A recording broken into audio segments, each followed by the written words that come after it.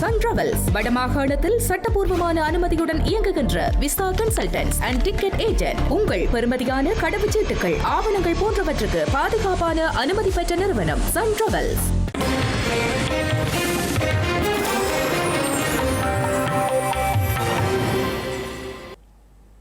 வணக்கம். இது ஐபிசி தமிழின் காலை நேர பிரதான செய்திகள். முதலில் தலைப்புச் செய்திகள்.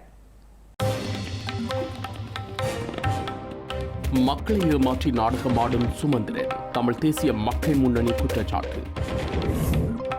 அருட்தந்தை ஜீபந்த பீரிஸுக்கு ஆதரவாக குரல் கொடுத்த யாழ் மாவட்ட குடிசார் சமூகம், முள்ளிவாய்க்காலில் இடம்பெற்றது இனப்படுகொலை என மீண்டும் எடுத்துரைப்பு. சுரேஷ் சலையின் உடல்நிலை குறித்து தீர்மானம் எடுக்க உள்ள நீதிமன்றம், 10ஆம் தேதி முக்கிய அறிவிப்பு. மன்னாரில் பழமையான தேவாலயத்தில் புதியல் அகழ்வு, காவல்துறையின் செயற்பாடு தொடர்பிலும் விசனம். தனிக்கட்சி ஆரம்பிக்க உள்ள அண்ணாமலை, இன்று வெளியாக உள்ள அறிவிப்பு. புட்டினுடன் நேருக்கு நேர் பேச்சுவார்த்தை நடத்த தயார், உக்ரைன் ஜனாதிபதி கடிதம். இனி விரிவான செய்திகள். தமிழின விடுதலை போராட்டத்தில் உயிர்நீத்த முதல் தியாகி பொன் சிவகுமாரின் 52வது ஆண்டு நினைவேந்தல் தினம் இன்றைய தினம் கடைபிடிக்கப்படுகின்றது.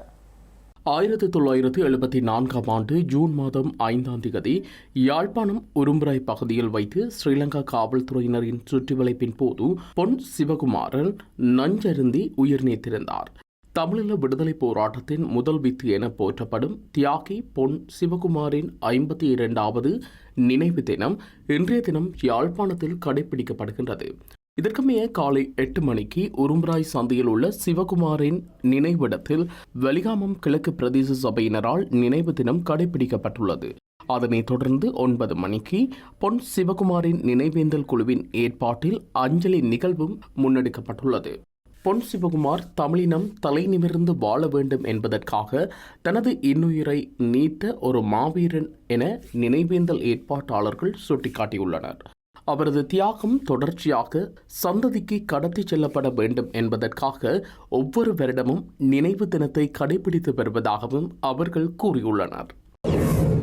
ஐநா மனித உரிமைகள் பேரவையால் ஸ்ரீலங்கா அரசாங்கத்தை பாதுகாத்த முன்னாள் நாடாளுமன்ற உறுப்பினர் எம் ஏ சுமந்திரன் தற்போது தமிழ் மக்களுக்கு ஆதரவாக செயற்படுவதாக கூறி நாடகமாடுவதாக தமிழ் தேசிய மக்கள் முன்னணியின் பொதுச் செயலாளர் செல்வராசா கஜேந்திரன் குற்றம் சுமத்தியுள்ளார். அனுரகுமாரவினுடைய அரசாங்கத்திலே இப்பொழுது பாடல்களை பாடினார் என்பதற்காக கைதுகளும், பெரும்பான்மையினத்தைச் சேர்ந்த ஒருவரே தமிழர்களுக்கு நடந்தது இனப்படுகொலை என்பதை சொன்னதற்காக அவர் கைது செய்யப்பட வேண்டும், அவர் சிறையில் அடைக்கப்பட வேண்டும் என்று அங்கே போலீஸ் விசாரணைகளும் சிங்கள பெரும்பான்மை ஆயர் மன்றமும் திரளுகின்றது என்று சொன்னால் சிங்கள இனவாதிகள் இப்பொழுது மீண்டும் முருகத் தொடங்கிவிட்டார்கள். அப்ப சிங்கள இனவாதிகள் இன்று வந்து கூச்சல் எடுக்கின்ற நிலைமை வந்திருக்கிறது என்று சொன்னால் அந்த இனவாதிகளுக்கு எதிரான விசாரணையில் இருந்தவர்கள் பாதுகாக்க தான் அவர்கள் இன்று 17 ஆண்டுகள் அமைதியாக இருந்துவிட்டு இப்பொழுது மீண்டும் தங்களுடைய இனவெறியை காட்ட தொடங்கி இருக்கிறார்கள். இவர்களுக்கு எதிராக கடந்த காலத்திலே அந்த விசாரணைகள் ஆரம்பிக்கப்பட்டிருந்தால் இந்த இனவாதிகள் தமிழர்களுடைய காலிலே மண்டியிட்டு தங்களை மன்னித்துக் கொள்ளுங்கள், உங்களுக்கு உரிமை தருகிறோம், உங்களுடைய பொறுப்புக்கூறல், உங்களுக்கு நடந்த குற்றங்களுக்காக நாங்கள் என்ன பிராயச்சித்தம் செய்கிறோம் என்று சொல்லி இணக்கத்துக்கு வர வேண்டிய ஒரு நிலைமையை ஏற்படுத்தி இருக்க முடியும். ஆகவே இந்த இனவாதிகளுக்கு எதிரான விசாரணைகளை தடுத்து நிறுத்தி காலத்தை கடத்தி இவர்களை பாதுகாத்து விட்ட சுமந்திரன் இன்று இதற்கு பொறுப்பு கூற வேண்டிய ஒரு இடத்திலே கைது செய்யப்பட்ட இளைஞனுக்கு வாதாடுவதாக நாடகமாடி கைது செய்வதற்கான சூழலை தொடர்ந்து தக்க வைத்து விட்டு இன்று கைது செய்யப்பட்டவருடைய விடுதலைக்கு வாதாடுவதாக நாடகமாடிக்கொண்டிருக்கிறார். மக்கள் இதை புரிந்து கொள்ள வேண்டும். இல்லை என்று சொன்னால் கைகளில் தவழுகிற உங்களுடைய குழந்தைகளும் நாளை சிறைக்கு செல்லுகின்ற ஒரு நிலைமை உருவாகும். இந்த இளைஞன் இன்று பாட்டு பாடுகிற இளைஞனுடைய வயதை எடுத்துக்கொண்டால் அவர் மிகச்சிறியவர். அவருக்கு விடுதலை புலிகள் இயக்கத்தையே தெரியாது. அப்படி இருக்கிற ஒரு பிள்ளை வளர்ந்து வந்திருக்கிற பொழுது இன்று அவன் குற்றவாளியாக்கப்படுகிறான் என்று சொன்னால் கைகளில் தவழுகிற உங்களுடைய குழந்தைகளும் இந்த பயங்கரவாத தடைச்சட்டத்துக்கு இரையாக வேண்டி வரும். இதற்கு இரையாகுவதற்கான அடித்தளத்தை எட்டு கொடுத்த சுமந்திரன் போன்றவர்களும் அவரோடு உடந்தையாக இருந்தவர்களும் மக்களால் இனங்காணப்பட்டு நிராகரிக்கப்படுகின்ற நிலைமை உறுதிப்படுத்தப்பட வேண்டும்.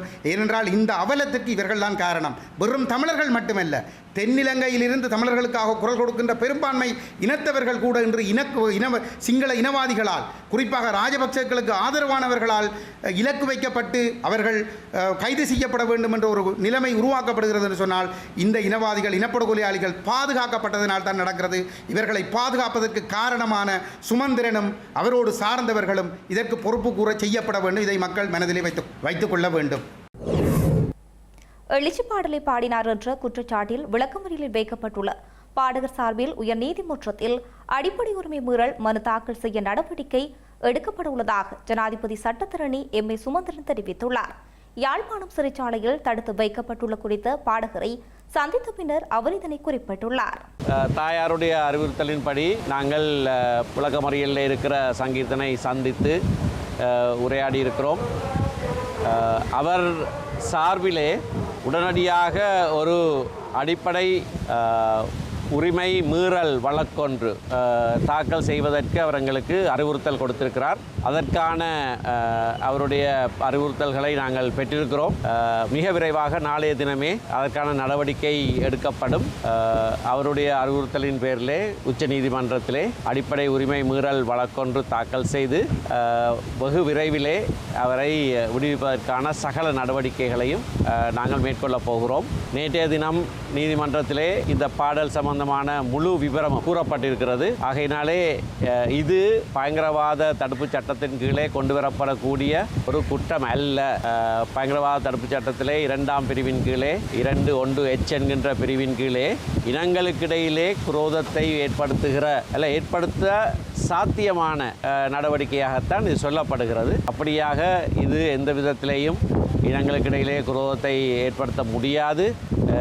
அப்படி ஏற்படுத்தப்படுகிறதாக வேணுமென்றே படங்காட்டுவதற்கு சிலர் முயற்சி செய்கிறார்கள்.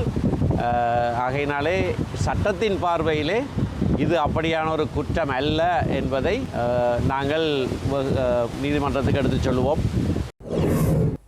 முள்ளிவாய்க்காலில் இடம்பெற்ற இனப்படுகொலை என்பதை தென்னிலங்கை கத்தோலிக்க உயர்பீடம் ஏற்றுக்கொள்ள வேண்டும் என யாழ் மாவட்ட குடிசார் சமூக அமைப்புகள் வலியுறுத்தியுள்ளன. அருட்தந்தை ஜீவந்த பீரிஸ் தமிழின அழிப்பு தொடர்பான கருத்தை நிராகரித்து தென்னிலங்கை கத்தோலிக்க உயிர்ப்பீடத்தின் கருத்துக்கு இந்த அமைப்புகள் கண்டனம் வெளியிட்டுள்ளார். தமிழின படுகொலை நடைபெற்றது என்றதை கூறியிருந்த அருட்தந்தை ஜீவந்த பீரிஸ் அவர்களுடைய கருத்து ஒரு தனிப்பட்ட கருத்து என்று அறிக்கை வெளியிட்டிருக்கக்கூடிய நிலையிலே அதை மீண்டும் அவர் உறுதிப்படுத்தி, அதே நேரம் ஊடக பேச்சாளர் அருட்தந்தை ஜூட் கிருஷாந்த் அவர்களுடைய கருத்தை பற்றி எந்தவித மறுப்பையும் தெரிவிக்காதது ஒட்டுமொத்த கத்தோலிக்க திரு அவையும் தென்னிலங்கை சார்ந்திருக்கக்கூடிய கத்தோலிக்க திரு அவை தமிழர்களை பயங்கரவாதிகளாகவே பார்க்கின்றதா என்கின்ற கேள்வியை எங்கள் மத்தியிலே எழுப்பியிருக்கிறது. ஆக ஒட்டுமொத்த தமிழர்களையும் பயங்கரவாதிகளாக பார்க்கக்கூடிய ஒரு மதம் சார்ந்த அறத்தையும் அன்பையும் மனிதநேயத்தையும் கொடுத்திருக்கக்கூடிய ஒரு நிலையிலே இருக்கக்கூடிய இந்த மத கட்டமைப்பினர் இவ்வாறான ஒரு விடயத்தை வெளிப்படுத்தி நிற்பது என்பது எங்கள் எல்லோராலும் ஏற்றுக்கொள்ளப்பட முடியாததாக இருக்கின்ற அந்த சூழ்நிலையிலே நாங்கள் தமிழர்களாக மனித உரிமையை நேசிப்பவர்களாக இதற்கான மறுப்பறிக்கை வெளியிடப்பட வேண்டும். பகிரங்க வழியிலே இங்கே முள்ளிவாய்க்காலிலே 2009 நடைபெற்றது இனப்படுகொலை, இன அழிப்பு என்பது ஏற்றுக்கொள்ளப்பட வேண்டும் என்கின்ற கோரிக்கையை இந்த ஊடக சந்திப்பூடாக நாங்கள் தென்னிலங்கை சார் கத்தோலிக்க பீடங்களுக்கும் அதனை சேர்ந்தவர்களுக்கும் வேண்டுகோளாக முன்வைக்கின்றோம். அந்த அடிப்படையிலே இந்த விடயம் மறுக்கப்படும் பொழுதுதான் உண்மையான நீதி கிடைக்கும்.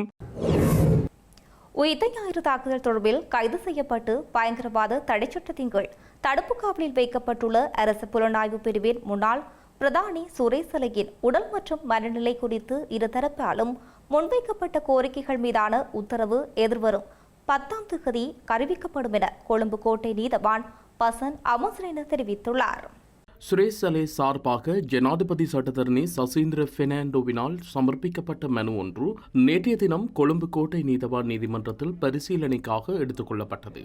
இதன்போது தடுப்பு காவலின் உத்தரவின் கீழ் தடுத்து வைக்கப்பட்டு விசாரணைக்கு உட்படுத்தப்பட்டு வரும் முன்னாள் அரச புலனாய்வு பிரிவின் பிரதானி சுரேஷ் சலேயின் உடல் நலம் குறித்து ஆராய்வதற்காக சுகாதார சேவைகள் பணிப்பாளர் நாயகம் ஊடாக விசேட நீதிமன்ற மருத்துவ சபை ஒன்றை நியமிக்குமாறு குற்றப்புலனாய்வு திணைக்களம் சார்பில் நீதிமன்றத்தில் முன்னிலையான மேலதிக சொலிசிட்டர் ஜெனரல் திலீப பீரிஸ் கோரிக்கை ஒன்றை முன்வைத்திருந்தார். அதே நேரம் சந்தேக நபர் சார்பில் நீதிமன்றத்தில் முன்னிலையான ஜனாதிபதி சட்டத்தரணி சசீந்திர பெர்னாண்டோ தனது சேவை பெறுநர் தடுப்பு காவலில் வைக்கப்பட்டுள்ளதன் பின்னர் கடுமையான பதற்றம் மற்றும் தீவிர மன உளைச்சல் ஆகிய நோய் தாக்கங்களுக்கு உள்ளாகியிருப்பதால் அவர் தற்கொலை செய்து கொள்ளும் மனநிலையோடு இருப்பதனால் இதற்கான சிகிச்சைகளை பெற்றுக் கொள்வதற்காக தேவையான பொருத்தமான சூழலை அவருக்கு வழங்குமாறு நீதிமன்றத்திடம் கோரிக்கை ஒன்றினை முன்வைத்திருந்தார். மேலும் சந்தேக நபரான சுரேஷ் சலேயின் மனநிலை தொடர்பாக 5 மனநல விசேட வைத்தியர் அடங்கிய குழு ஒன்றினால் வழங்கப்பட்ட மருத்துவ அறிக்கையும் இதன்போது ஜனாதிபதி சட்டத்தரணி நீதிமன்றத்தில் சமர்ப்பித்தார். இதன்போது குற்றப்புலனாய்வு திணைக்களம் சார்பில் முன்னிலையான மேலதிக சொலிசிட்டர் ஜெனரல் குறித்த மருத்துவ பரிசோதனை அறிக்கையை நிராகரிக்குமாறு நீதிமன்றத்தை கேட்டுக்கொண்டார்.